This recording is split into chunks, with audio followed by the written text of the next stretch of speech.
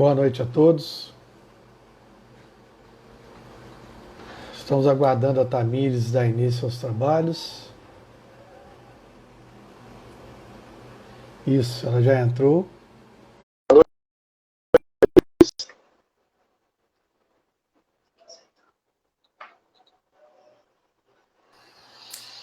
Estou aqui. Ei, Tamires, tudo bem? Ei, Tamires, tudo bem? Boa noite. Boa noite. Primeiramente, muito obrigada por aceitar o convite, tá? Agradeço, eu que agradeço. Eu que agradeço. Bom, vamos começar então com a leitura preparatória do livro Vida Feliz, psicografado por Divaldo e ditado por Joana de Ângeles. Eu peguei a lição 32, que fala assim: difunde a esperança em melhores dias. Nunca houve tanta necessidade da verde palma quanto nestes momentos. A esperança dá forças aos ideais e coragem às criaturas, que se renovam, mesmo quando tudo parece a ponto de perder-se. É ela que sustenta o herói e mantém o santo nos propósitos superiores que abraçam. Preservando-a em ti, nunca desfalecerás, nem te sentirás abandonado, quando as circunstâncias te convidarem ao testemunho e à solidão. Bom, depois de ter feito essa leitura, vamos fazer a prece inicial e aí eu passo a palavra para você. Tá bom. Tá bom. É com muita alegria, que estamos aqui. Desde já agradecendo o convite, a Clara de Assis, né? Essa casa que a gente se acostumou a admirar e a gente tem agora o prazer de estar fazendo uma palestra. Então nós vamos desde já fazer a nossa prece, elevando o nosso pensamento ao Mestre Jesus, a Deus, nosso Pai de infinita bondade, é Jesus, esse irmão abnegado, governador do planeta, que possa iluminar consciências, atingindo com a sua luz a mente de todas as criaturas, para que possamos ser amparados sempre, em especial neste momento de crise e dor. Dá-nos sabedoria, Mestre, fé, coragem e resignação para superarmos todos os desafios do momento, mas que principalmente possamos vencer a nós mesmos, estabelecendo um padrão vibratório de amor, sendo verdadeiros cristãos, agindo conforme o teu Evangelho e atraindo para nosso pensamento e para nossas ações tudo aquilo que precisamos para nos organizarmos e agirmos em benefício de todos aqueles que precisam. Agradecemos, Senhor, por tudo. Ampara-nos e proteja-nos na noite de hoje, para que sejamos intuídos e consigamos atingir os objetivos dessa reunião. Que assim seja. Que assim seja. Tadeu, agora eu vou sair para você ficar na tela toda. Tá bom? Tá? No finalzinho eu volto. Volta no final. Obrigado. Então, pessoal, nós vamos começar a palestra de hoje, cujo tema é o capacete da esperança. Esse tema está na lição 94 do livro Fonte Viva, de Emmanuel, psicografia de Chico Xavier, psicografado por Chico Xavier. Então, Emmanuel quer trazer para nós um tema importantíssimo através da mensagem de Paulo, cujo subtítulo é Tendo por capacete a esperança na salvação. Paulo, na carta de 1 aos Tessalonicenses, 5, versículo 5, capítulo 8. Então, neste tema de hoje, nós temos que iniciar falando um pouco sobre a vida de Paulo.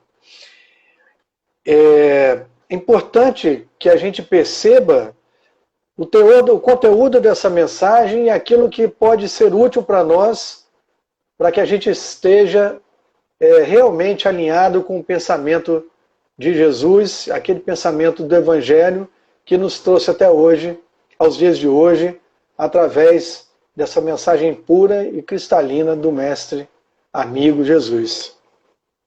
Paulo era judeu, mas gozava de cidadania romana. O chamado convertido de Damasco, o apóstolo dos gentios, foi um dos precursores do cristianismo. Paulo, ele traz para nós uma série de mensagens nesse conteúdo que nós vamos falar, mas nós queríamos contar em breve relato uma parte do livro Psicografia de Emmanuel,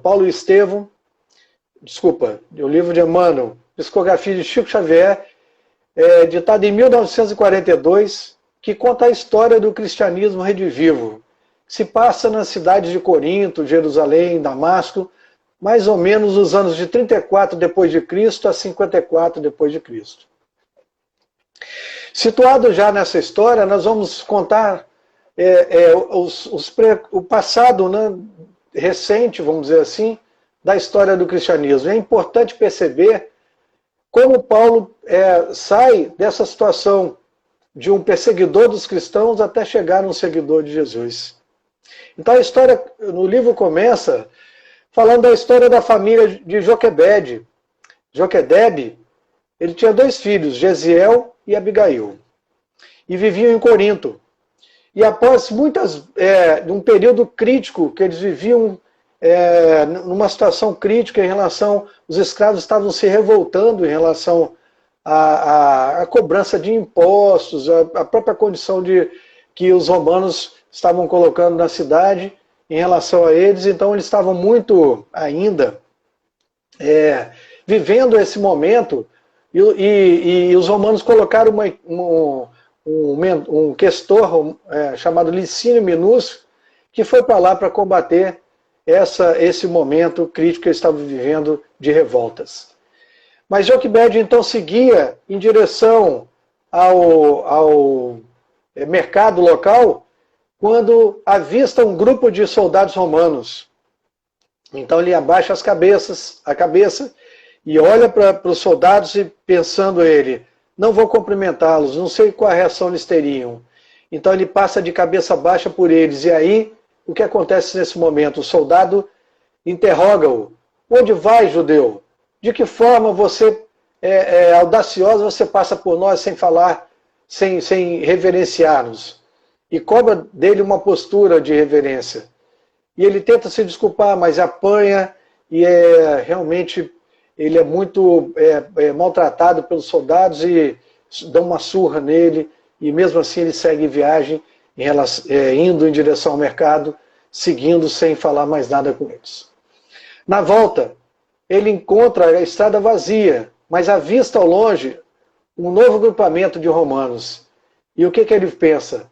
Não, dessa vez eu vou cumprimentar os soldados, vou reverenciá-los. E assim faz. Ó, nobres soldados romanos, que bom encontrá-los aqui. E no que ele vai falando, um deles se reporta a ele e diz, Joquebede: você, como ousa me tomar a palavra sem ser convidado? E apanha novamente, é surrado, para que sirva como exemplo e não se reportar aos soldados sem que eles lhe deem a palavra. E ele, sem entender nada, segue viagem em direção à sua casa, muito machucado, todo ensanguentado. E ao chegar em casa, encontra Abigail e Gesiel, que perguntam o que ocorreu. Ele relata o que tinha acontecido, mas muito revoltado. E Gesiel, com paciência, com resignação, diz a ele para que ele não precisaria se revoltar, que a justiça divina não tardaria, e que ele mantivesse o coração tranquilo e mantivesse em calma, porque tudo se resolveria.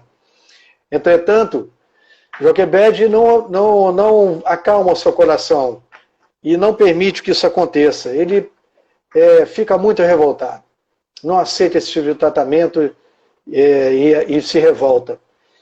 E aí, passado umas 2 semanas, ele recebe uma mensagem de que estavam convocando todos aqueles que se consideravam naquela época, maltratados de alguma forma, ou que tinham sido tomados algum direito que eles tinham, que pudessem, teriam uma chance numa audiência com o Licínio Minúcio para tentar argumentar e contrapor, pedindo para que recuperassem então aquilo que tinham perdido.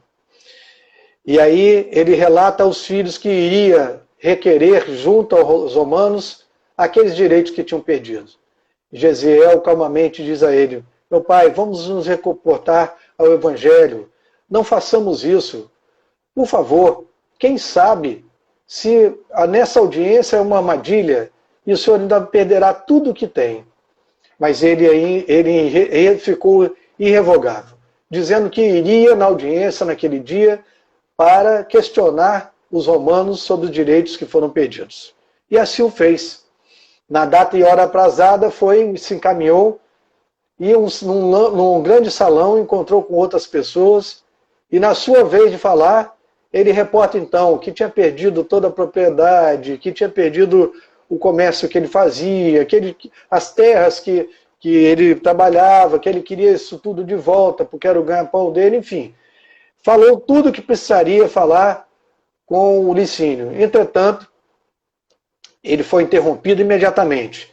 E a resposta para ele foi: ousado judeu, nós vamos lhe tomar tudo que tem. Você tem 3 dias para sair da propriedade, levando tudo que tem de dentro de casa, mas deixando a propriedade porque ela é dos romanos. E ele sai de lá muito revoltado, para não apanhar mais, não ser surrado, ele acaba saindo e voltando para casa, muito revoltado. E antes de chegar em casa, percebe que ao lado da sua propriedade existiam as propriedades dos romanos, inclusive de Licínio, e resolve atear fogo em tudo. Aquela revolta estava para ele impraticável, ele tinha que fazer alguma coisa. E bota fogo em toda a plantação, inclusive na deles. E aí, neste momento, Gesiel, que estava próximo, vê o fogo atingir a propriedade, não sabia o que tinha acontecido, mas vê o fogo atingir aquelas terras e toma partido, lança a mão de um balde, mobiliza a gente e vai atacar o fogo e tentar remediar aquela situação. Não conseguem muita coisa, porque tudo já havia sido destruído. Retorna para casa e encontra com o pai. E o pai, então, conta para ele tudo o que tinha acontecido. Que ele tinha perdido tudo aquilo que eles tinham, e aquilo que o filho tinha falado aconteceu. O filho baixa a cabeça com calma e diz ao pai para que eles orassem e confiassem em Deus, que tudo isso ia passar. E que eles iam se recuperar em outro lugar, como sempre fizeram. E que eles acatariam agora, para não piorar mais as coisas, a decisão dos romanos e confiariam em Deus. E assim o fizeram, mas só que na manhã seguinte, um grupamento dos romanos recebeu uma denúncia que alguém havia visto o que Joquebede havia feito e queimado as propriedades como revolta. E então eles são recolhidos e conduzidos à presença dos romanos para serem julgados e com certeza condenados pelo crime que haviam cometido. Então, Gesiel manteve a calma, Abigail também, mas o pai estava muito exaltado. Entraram os 3 no salão, imediatamente receberam a sentença individualmente. Joquebede foi condenado ao apedrejamento e à morte. E Gesiel, no afã de tentar salvar o pai, diz que ele teria sido responsável pela queimada. Eles não acreditam nele, mas ele é condenado às masmorras e ficar trancafiado de forma definitiva. E Abigail foi absolvida e liberada imediatamente e orientada para não aparecer nunca mais. E Abigail sai dali e lembra de um parente antigo, distante, e vai até ela. E ela diz que ela não poderia ficar mais em Corinto, seria muito perigoso. E recomenda que ela siga, junto com Zacarias e Ruth, encaminhados para Jerusalém, onde ficaria em segurança. Então conversa com Zacarias e Ruth, que tinham perdido um filho recentemente, e atendem o pedido dela e recebem Abigail em seu lar, adotando Abigail para cuidar dela. E assim o fazem. Entretanto, Gesiel continua nas masmorras e é condenado então a servir como escravo numa galeia, num navio, onde prestaria serviços como escravo. E assim o fazem. Gesiel, muito abatido ainda, muito debilitado, mas segue para o navio, onde presta serviço como escravo no porão desse navio. E um belo dia, vai ganhando a confiança do chefe dos escravos e ele diz a ele que ele era uma pessoa boa, mas que ele ia continuar preso. Entretanto, passa o tempo e entra nesse navio uma pessoa de alto galardão naquela época, mas chega no navio com uma doença, com um vírus que ninguém conhecia, passando muito mal. E eles, com medo de que a situação se contaminasse todos do navio, chamam o escravo Gesiel para ficar tomando conta dessa pessoa e cuidar dele. E assim Gesiel faz com muito carinho e dedicação. E acaba por cuidar desse paciente com muita dedicação. E ao passar de uma semana aproximadamente, ele se recupera. Entretanto, Gesiel pega esse vírus e fica muito doente, com febre alta e passando muito mal. Então os líderes do navio se reúnem, inclusive o chefe dos escravos, e diz a eles: vamos lançar esse escravo ao mar, não podemos correr riscos. Esse escravo tem que sumir daqui, senão ele vai contaminar o navio inteiro. E na saga de Gesiel, o único que consegue interceder por ele é o chefe dos escravos. E pede com muito louvor para que eles reconsiderem a decisão, já que ele estava contaminado e ia morrer mesmo, muito fraco, que lançassem ele numa morte digna na próxima parada, que era Jerusalém. E assim o fazem. Gesiel ganha a liberdade por ter salvado aquela pessoa tão importante, um nobre, e pela interferência do chefe dos escravos que gostava muito dele. E assim Gesiel é dançado muito debilitado em Jerusalém e sem recurso nenhum. É salvo por dois transeuntes que passavam e conheciam a casa do caminho.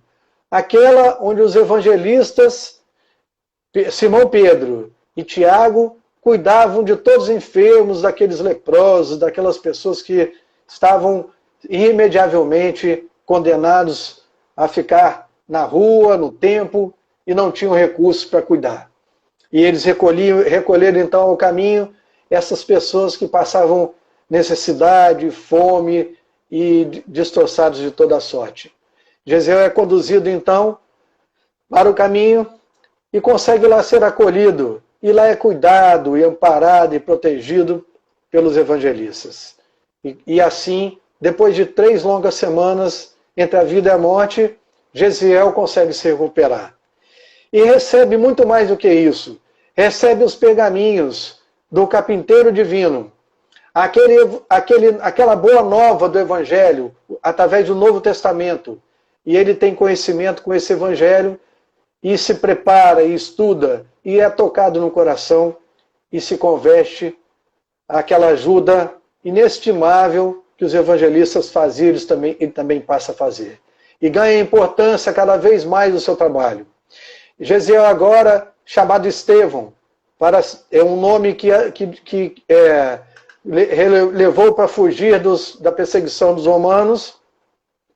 Então Estevão agora, revestido do Evangelho, e agora estudioso do Evangelho e seguidor dos ensinamentos do Cristo, passava então a pregar.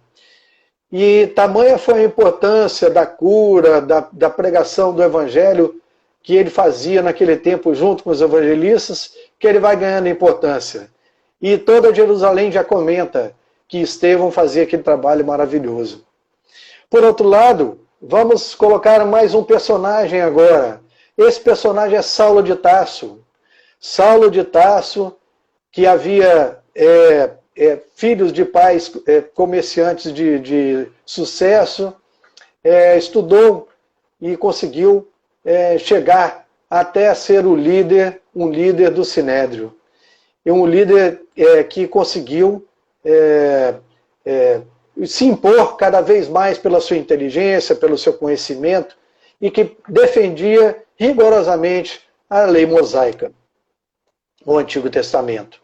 Mas Saulo começou a ficar incomodado com a profundidade, com todo o movimento que os evangelistas estavam fazendo em nome do carpinteiro divino, Jesus. E aquilo era uma blasfêmia contra, segundo ele, era uma blasfêmia contra as leis mosaicas. Então, Saulo resolve visitar esse templo do caminho, onde Estevão estava fazendo uma pregação importante naquele dia, reunindo muita gente. E leva seus soldados até nesse dia, nessa reunião, e resolve questionar Estevão durante a palestra. Estevão, com muita calma, tenta explicar ao jovem do Sinédrio, ao inspetor do Sinédrio, que aquilo era uma evolução, que as leis divinas foram trazidas por Jesus para ensinar a boa nova, que nada tinha de conflito com aquela situação envolvendo o Velho Testamento. Mas Saulo não se convence, muito pelo contrário, se irrita muito com essa situação, considera um desacato e começa a planejar uma forma, não ali naquele momento, mas de conduzir Estevão irremediavelmente ao Sinédrio para ser julgado por crime de blasfêmia e charlatanismo, curandeirismo e etc., inventando muitas coisas para que absorvesse Estevão naquela armadilha. E assim o faz. Estevão, muito embora alguém tenha dito para ele para não ir, que estava em sua armadilha, ele disse que não negaria o nome de Jesus. E assim Estevão se conduz ao dia marcado por Saulo para que houvesse o julgamento dele perante o Sinédrio. Paralelo a isso, temos que contar que Saulo conhece, na estrada de Jerusalém, conhece Abigail, por quem se apaixona, e acaba, nesse relacionamento, ficando noivo de Abigail. Frequentava a casa de Zacarias e se apaixonou muito fortemente por Abigail.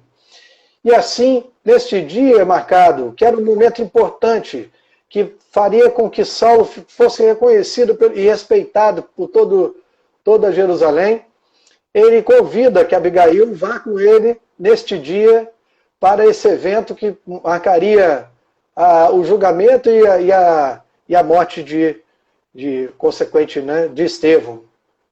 Mas, enfim, um embate ocorre no Sinédrio entre Estevão e Saulo de Tarso. Muito embora Estevão se defenda de todas as acusações, Saulo insiste.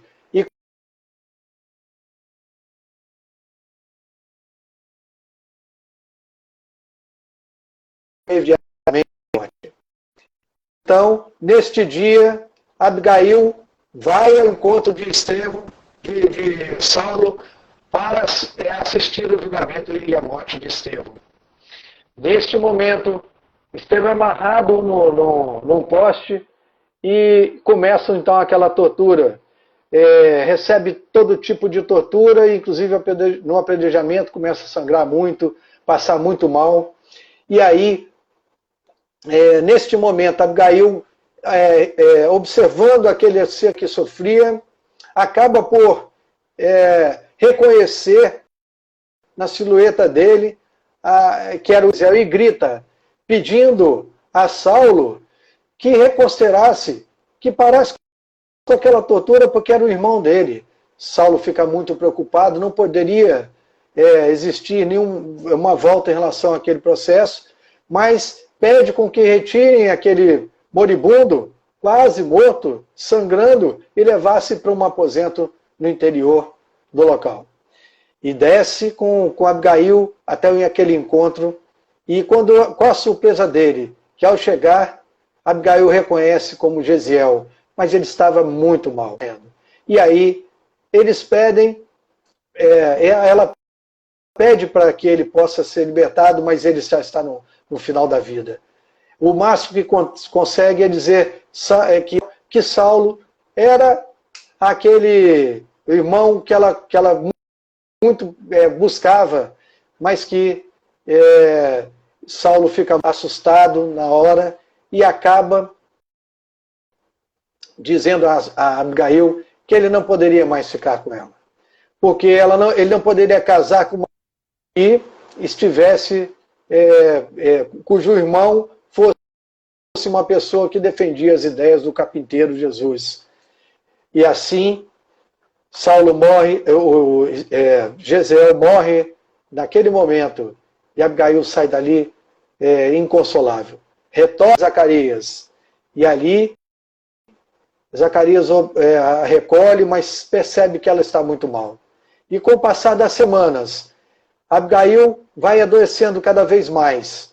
Só se anima quando, através de Zacarias, ela conhece o velho Ananias, que traz para ela as mensagens do Evangelho.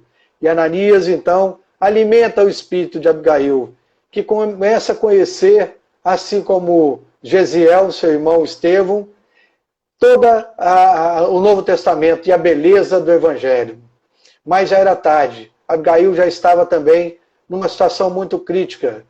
Quando Saulo, ao repensar toda essa situação, mesmo todos os cristãos, mesmo tendo continuado mais aguerrido, de forma mais aguerrida, perseguindo aqueles que seguiam os ensinamentos de Jesus, retorna à casa de Zacarias, fazer um novo encontro com Abigail para recomeçar, e ela haveria de perdoá-lo por tudo que fez. Entretanto, Abigail, ela não está mais em condições de conseguir recuperar sua saúde e acaba falecendo. Dessa forma, com a morte de Abigail, Saulo fica ainda mais angustiado. Pergunta a Zacarias o que aconteceu, quem tinha estado em contato com ela. Ele conta que Ananias levou para ela o Novo Testamento e a história do cristianismo, e mudava de vez com a história do cristianismo, e o que ele não concordava. E ele retoma com mais garra ainda, nervoso, querendo perseguir os cristãos ainda mais. E resolve juntar um grupamento e seguir na estrada de Damasco, onde ele encontraria com Ananias para prendê-lo e puni-lo da forma como fez com Estevão. E é neste momento, meus irmãos, nessa caminhada, nessa estrada de Damasco, neste encontro maravilhoso de Jesus, que ocorre um encontro maravilhoso de Saulo, o perseguidor dos cristãos, com Jesus. Saulo estava a cavalo, e ao ver aquela luz brilhando imensamente na sua frente, era a presença do Mestre Divino, que o colocava frente a frente com Jesus. E ele, assustado, cai do cavalo com aquela luz que afeta a sua vista e o torna cego momentaneamente. Saulo, então, reconhece o poder moral do Mestre Jesus. Ele pergunta: Saulo, Saulo, por que me persegues? E neste momento, Saulo cai em choro e em prantos, reconhecendo a presença moral do Mestre Jesus. E se converte naquele momento, no seu coração, tudo aquilo que ele gostaria de dizer ao Mestre e pedir a ele que o perdoasse por tudo que fez. E diz a Jesus: Senhor, Senhor, o que queres que eu faça? E Jesus diz a ele: Saulo, segue pela estrada até Damasco. Lá você receberá a orientação necessária. E Saulo assim o faz. Segue viagem até uma hospedaria em Damasco, e quando chega lá, 2 dias depois aproximadamente, recebe a visita de Ananias. Qual a surpresa dele ao perguntar de quem se tratava? Ele diz: eu sou Ananias, enviado do Cristo para te curar. E Saulo então se debruça sobre o colo de Ananias e diz a ele que felizmente ele agora sabia que ele era um seguidor do Mestre e que precisaria do perdão de Ananias, porque ele também tentou persegui-lo. Ananias vai e o batiza, para ele todo o evangelho e nos pergaminhos, e Saulo então começa a fazer a leitura que modificaria toda a sua vida, tendo contato agora com os ensinamentos do Mestre Jesus. Meus irmãos, a história é parte do livro Paulo e Estevão, e nos traz uma ideia daquela grandeza que ali começava a existir no pensamento, nas ações de Saulo, que agora convertido, passaria a ajudar na divulgação do Mestre Jesus, e a história continua, porque ele aí vai ficar 3 anos no deserto, se preparando, até se na sua saga, divulgando a mensagem do Mestre Jesus por onde passou. Aqui a gente termina essa exposição em relação a Paulo e volta para o texto, que é a mensagem que está lá no Fonte. E nesta carta de Paulo aos Tessalonicenses, ele diz assim: irmãos, quanto aos tempos e épocas, não precisamos escrever-lhes, pois vocês mesmos sabem perfeitamente que o dia do Senhor virá como ladrão à noite. Quando disserem paz e segurança, então, de repente, a destruição virá sobre eles, como dores à mulher grávida, e de modo algum escaparão. Mas vocês, irmãos, não estão nas trevas, para que esse dia não é como ladrão. Vocês todos são filhos da luz, filhos do dia. Não somos da noite nem das trevas.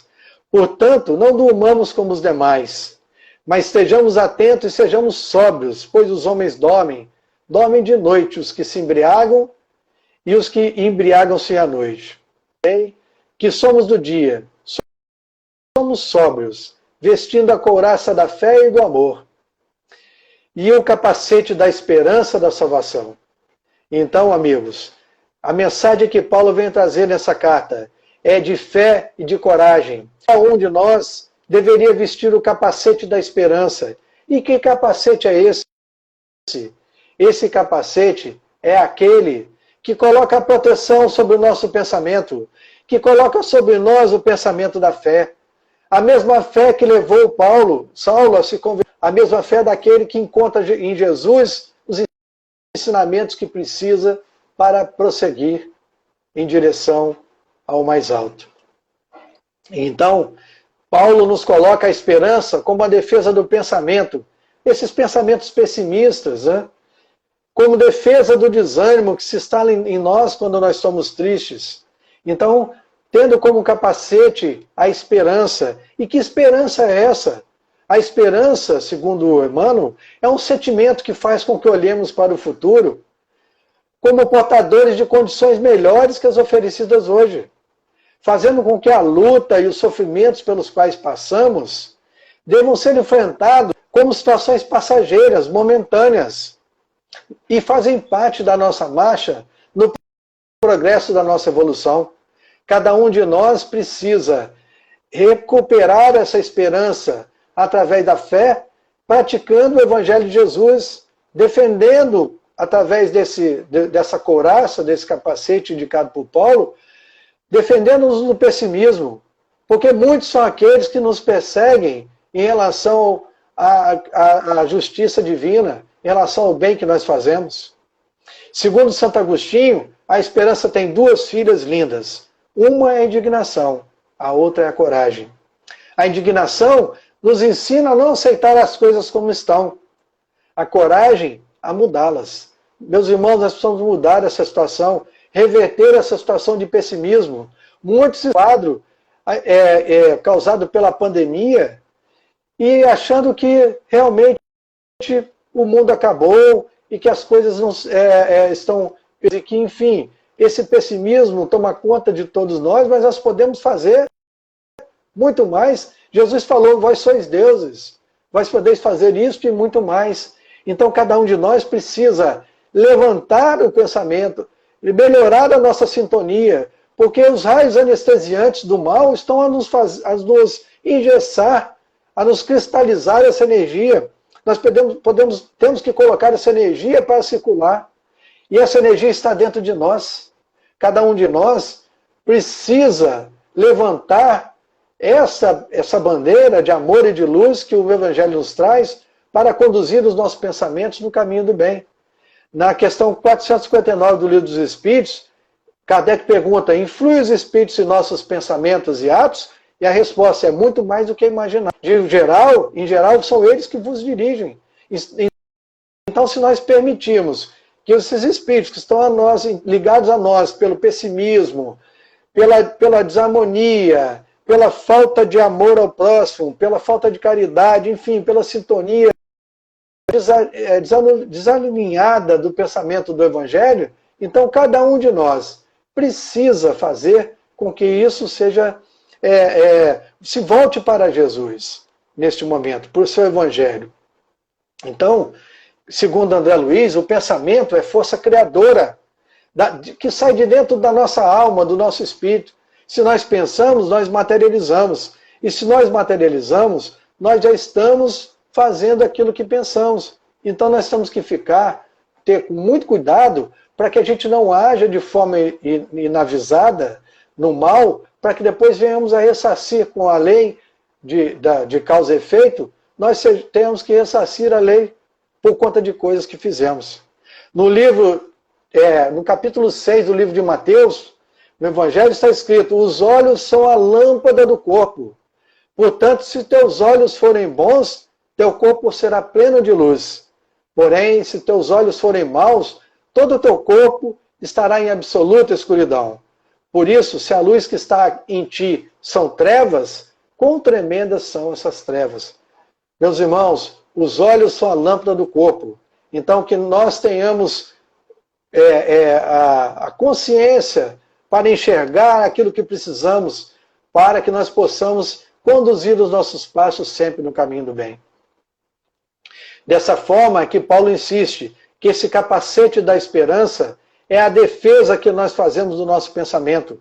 Vamos blindar o nosso pensamento com pensamentos do bem. Nós somos um rádio em sintonia, sintonizamos na rádio que quisermos. Basta que a gente alimente o nosso pensamento, a nossa fé, a nossa esperança, na luta pela vitória do bem. É assim que nós teremos que conduzir os nossos passos.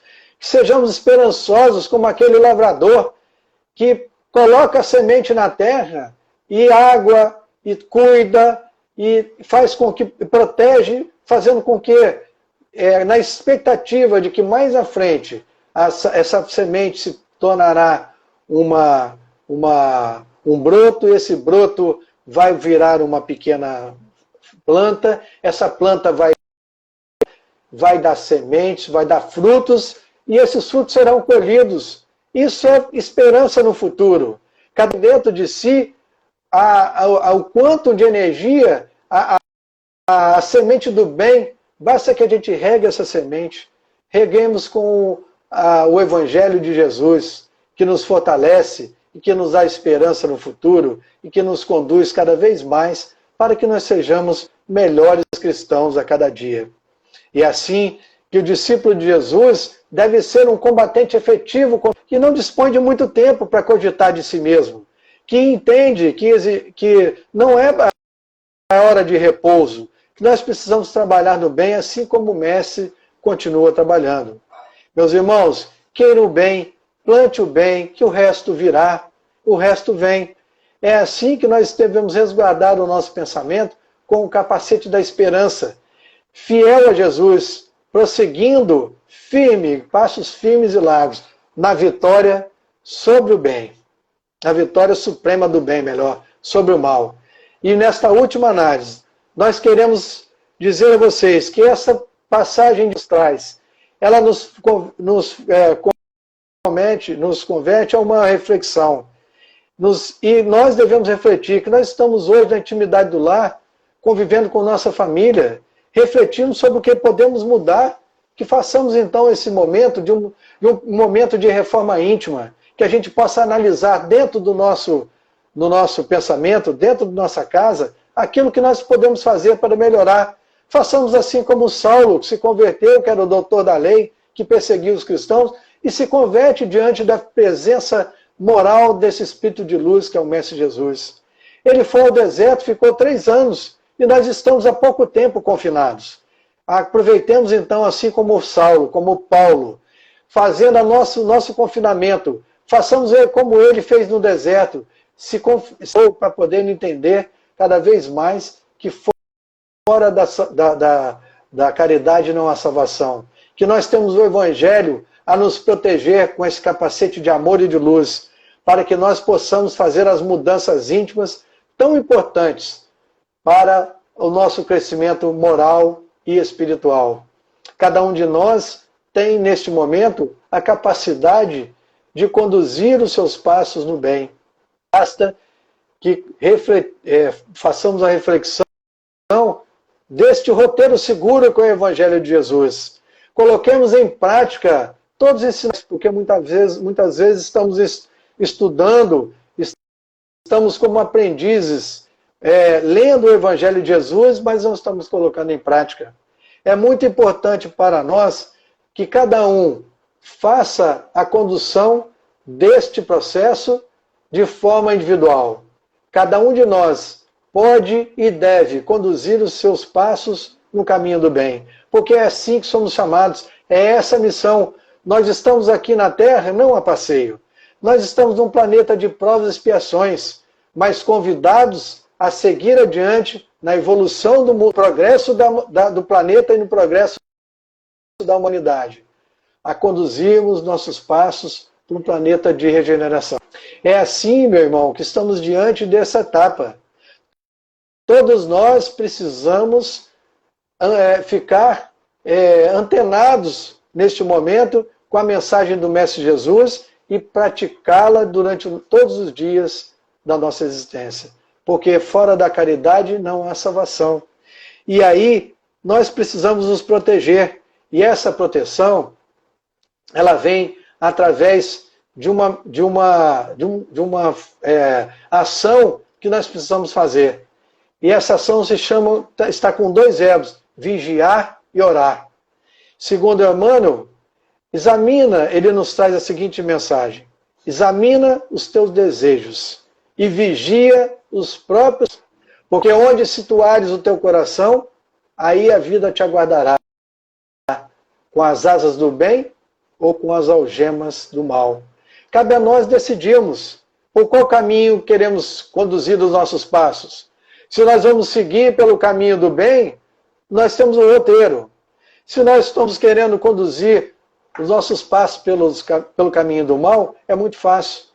Basta que a gente se entregue a todas a porta larga da vida.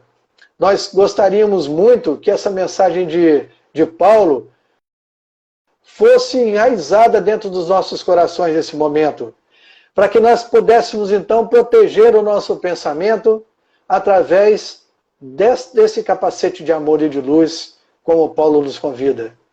Meus irmãos, fim da nossa palestra, mas gostaríamos de deixar essa mensagem a cada um de vocês, porque o Mestre Jesus assim nos convida, para que nós está lá no Evangelho, os verdadeiros cristãos, nós precisamos seguir como tais os teus ensinamentos, praticando o bem sempre que pudermos, praticamos todo o bem que pudermos. Como diz Santo Agostinho, nós possamos fazer uma reflexão a cada dia. Se fizermos que era possível, se nós nos encontramos com aquelas pessoas que precisamos nos desafios da vida, seja no nosso lar ou no nosso trabalho, seja no trânsito, na vida de relação, cada um de nós resgatar aquele irmão como uma pessoa que precisa de ajuda, e que cada um possa então reconhecer dentro de si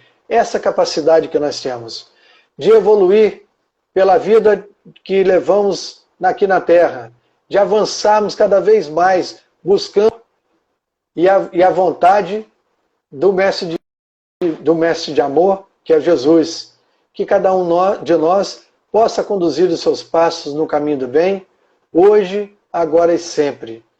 Que o Mestre Jesus nos acompanhe, esteja sempre conosco, nos amparando e nos protegendo, hoje, agora e sempre, que assim seja. Nós convidamos aqui a Tamires, então, para fazer o nosso encerramento. No encerramento dessa palestra. A Tamires deve estar aí presente.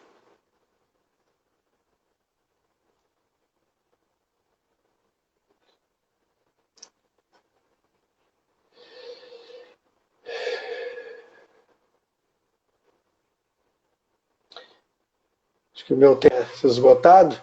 Tamires está presente?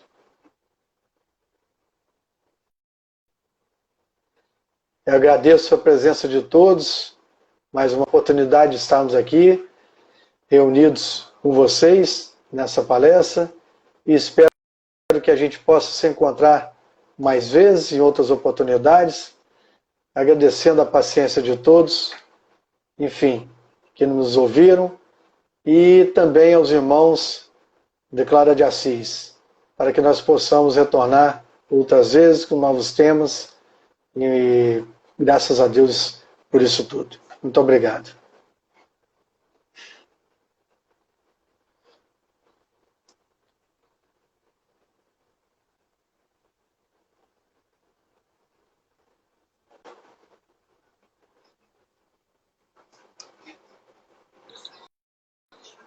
Tá? Eu não sei, ela não entrou.